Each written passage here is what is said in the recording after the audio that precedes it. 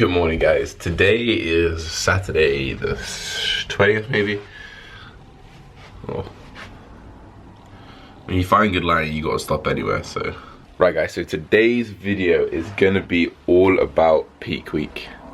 The do's, the don'ts, the what I'm gonna do's, and just generally outlining what people think a peak week is compared to what a peak week really is and what a peak week really should be. There's lots to think about here, so I'm gonna try explain it my best. I'm gonna hope it's not a long video.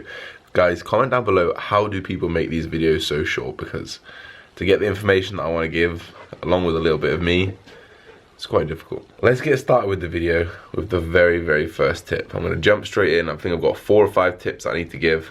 So let's jump straight in with the first one. The first part that I want to talk about, guys, is water loading. Yes, I did grab 4 empty bottles for dramatic effect. Don't judge me. Water loading. Now, water loading can come in a few different forms. Generally, the consensus is overload your body with water, say 8 liters a day. You'd be constantly going to the toilet all the day, always flushing through the water. You'll wake up dry pretty much most days because your body's thinking the water's still coming in because it's such a high amount of water that you're going to continue to kind of flush that out. And then the kind of night before competition or a day before competition, you just stop that water intake and then you dehydrate yourself, maybe sip on some wine, sip on some alcohol, and dehydrate yourself.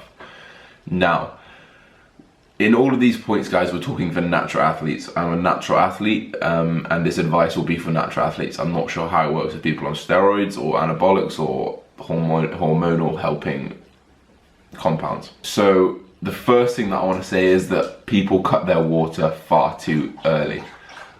Your body is such a high percentage of water that you actually need that water to function. Not only that, Rex, why are you trying to take a drink in front of my video? Not only that, now you're trying to eat food. Son, Rex, get out. Not only that, but water's actually gonna help pull carbohydrates into your muscles. So you're gonna have that fuller look. So for me, what I do, I water load 8 liters every single day, just like normal. I will then drink right up until the night of competition. So if I'm competing on the Sunday, I'll drink until I go to bed, doesn't matter when, because I'll wake up dry. I'll take a few diuretics and I'll wake up and I'll flush all that out. But then what I will not do is just not drink, because that is stupid. Every single meal that I have, every single bit of carbohydrates that I ingest throughout that day, I'll be having 100 milliliters of water. Why? Because that water will pull those carbs into my muscles. So what a lot of people will do is they'll just eat carbs, but those carbs aren't going to go anywhere, so you're just going to overspill. They need to be transported through the water to be able to be pulled into your muscles. Make sure you're not cutting your water early. That's the main thing that you want to do, because it's very, very dangerous, especially combined with diuretics. So my plan, to outline it right here, 8 liters until the day, until the night before. I will then take dandelion root extract on the night before. I'll wake up, then take more dandelion extract. I will keep flushing that out during the day, but with every carb meal that I have, I'll have 100 to 150 milliliters of water with that to help pull those carbohydrates into the muscle. So in conclusion, guys, people are afraid of drinking water on the game day. Don't be. Just keep it moderation and don't overdo it like you normally would. Don't drink your 4 or 5 liters that you normally would. Just stick to 1 liter, you know, just separate that out through the very, very long day. That's it. I've got cardio to do now, but first I'm gonna go play Pokemon, because I haven't played Pokemon in a long time. I'm gonna go somewhere where I can play Pokemon, because I've actually got some free time, because it's the weekend and it's my weekend off. Thank God. Let's do it, and I'll see you at the next point.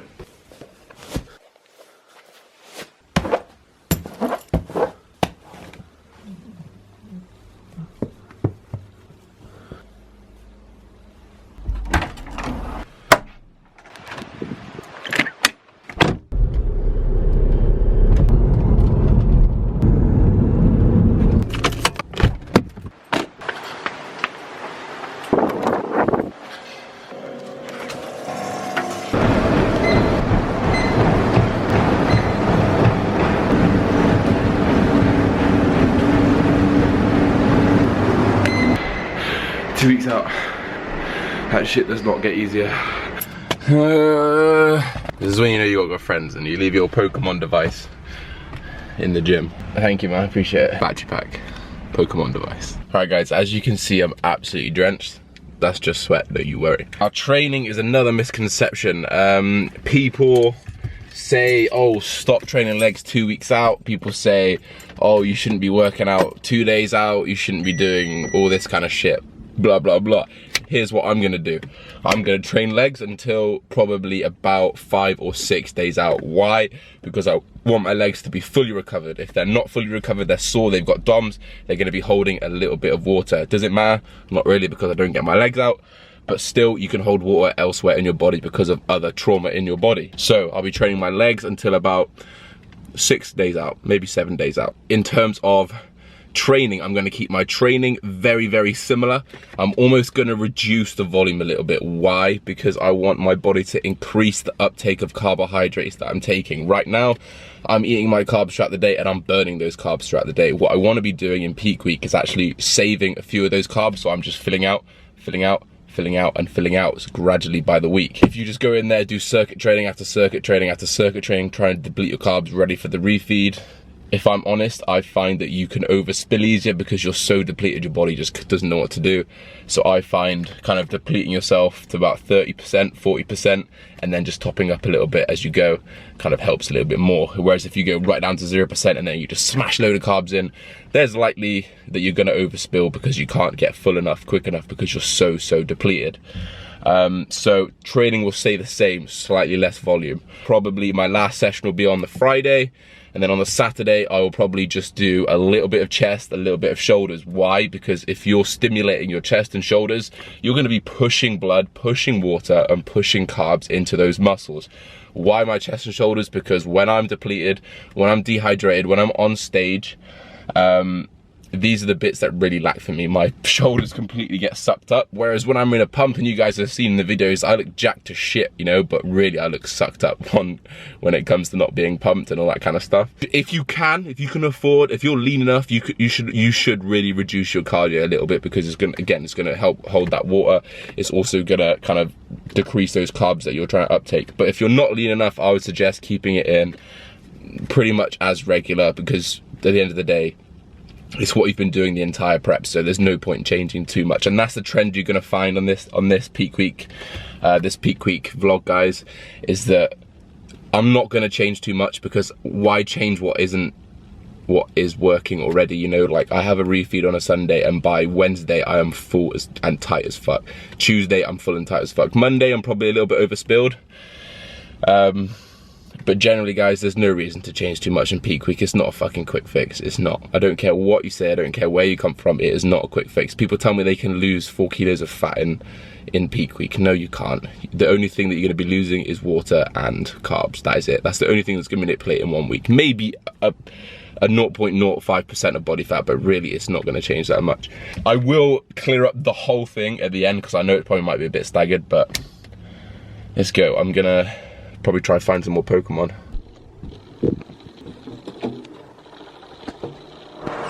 Look who it is. Oh, you just moved sofas, have you?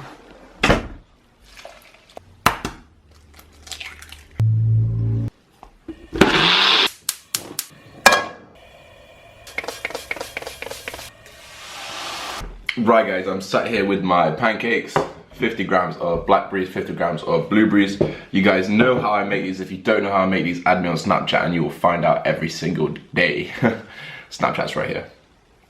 Right, so let's talk carbohydrates, guys. Now, this is another area where people go wrong. People go wrong on every single area, really, to be honest. Backloading, front loading. Backloading is when you load towards the end of the week, so Thursday, Friday, Saturday, competing on the Sunday. Front loading is when you front load maybe Monday, Tuesday, Wednesday, and then you kind of just tie it over to the game day. I prefer front loading, straight up front loading. Why? Because you can overspill and not worry. So if you load, say, Tuesday, Wednesday, or just Wednesday, or Wednesday, Thursday, you still have Friday, Saturday, or Wednesday, Thursday, Friday, just to bring yourself back in, so you can actually do more exercise. If you overspill, all that means is there's excess carbs in your system. So what do you do to get rid of it? Go to the sauna, go do some cardio, go work out, because you'll absorb those those carbs and you'll get rid of it and you'll get rid of the overspill. However, if you backload and you overspill, say Friday night or Saturday, and you've only got one day, or maybe you wake up on the day and you're overspilled, you can't really do much to bring that back down. So I would recommend front loading your carbohydrates after a little depletion. So this is what I would do in terms of my carbs. Use this as a 9-day frame. So we're gonna go Friday to Sunday.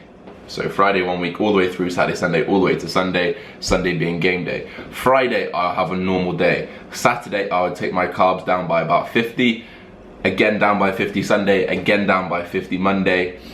And then maybe, depending what I look like on Tuesday, if I'm very, very flat, I'll keep it the same. If I'm not flat enough, then I'll take it down again. This will still leave me with about 100 grams of carbs, maybe 50 grams of carbs, so I'm not depleting down to 0. Everything will stay the same, training cardio. On that Wednesday, I'm gonna have a big refeed. It's not gonna be 100 grams of carbs. I'm gonna not try and overspill, but I'm gonna try just get under. So if I can just get under and accidentally overspill, that's fine. If I can get too far under, I can top up the next day, so that's fine. So in terms of carbs, guys, give yourself time. Don't go crazy, don't go to 0 carbs for 5 days and then suddenly go to 1,000 grams of carbs, because your body's not used to that. Your body hasn't been doing that for, I don't know, 12 weeks, 16 weeks, however long you've been dieting. So you want to stick it very, very similar. So to be honest, I might not even take any carbs down. I might just keep exactly the same every single day and then just have a refeed a couple of days before, because I'm always full a couple of days after. I really will play it by ear, guys, and I'll be doing these videos to let you know what I will be doing. This guy, every time I come back, he then comes and take a drink to ruin the video. Yeah, you know you're doing it. You're gonna get some food as well? And now he's gonna get some food as well, just like last time. So, in terms of carbs, guys, don't go crazy. Don't do these 1,000 gram refeeds, because you're gonna overspill. A natural person cannot uptake 1,000 grams of carbs normally. You just can't. You just physically can't do it. You're gonna shit it all out. As horrible as that sounds, you really will. So take it easy, plan ahead, and make sure you know what you're doing every single day, and just slowly building the carbs. Don't go crazy. I'm gonna go eat this, pick up Sammy in 5 minutes, so I'll go. Look who's here, guys. Say hello. Hi. Hi. Guys, top tip, make sure you eat before you go to the supermarket. If you don't, you're gonna buy aisle 7. And I'm not about to buy aisle 7.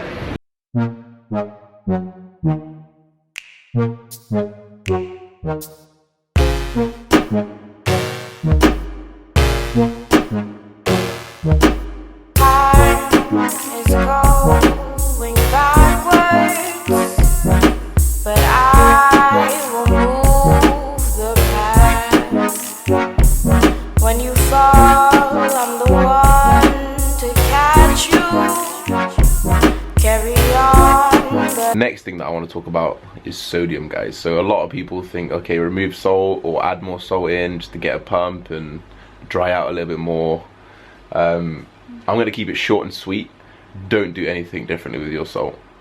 As a natural person, it's really not going to make a difference, to be honest, because you're not going to be that big. So the bigger and bigger and bigger you are, the more that all of these things will make a difference. So in terms of sodium, if you start taking it out, you're actually going to lose size, because sodium is what brings water into the muscle, as well as, okay, yeah, you'll get a little bit extracellular, but mostly it's going to be internal anyway. It's going to be inside those muscles. So if you take out those, if you take out the sodium and you increase potassium or whatever the kind of loading cycle is, it really doesn't do much. And if it does do anything, it's probably going to smooth you out. Don't be worried about holding a little bit of water in your skin. If you're lean enough, you are lean enough. Trust me, you will not hold too much water. You guys have seen my abs. You guys have seen how dry and vascular I get. And I don't do any kind of sodium regulation or anything like that. So you can honestly, just don't even worry about it. If you're in peak week, don't worry about sodium. Just keep it the same. Just keep your seasonings on. It's just too complicated. If you're doing it yourself, it's just too complicated. If your coach is doing it, then fine. You don't even need to listen to this video, but it really is just too complicated, especially when you're only, small and natural. Relatively small and natural. Right, guys, we're just on the way to the gym now. I figured a way out to not make these videos as long. I'm gonna cut the workout out. This workout I will film, but I'm gonna put it in a separate video. So don't worry. Full workout's in the description as well if you want. So I will see you guys at home. after the gym.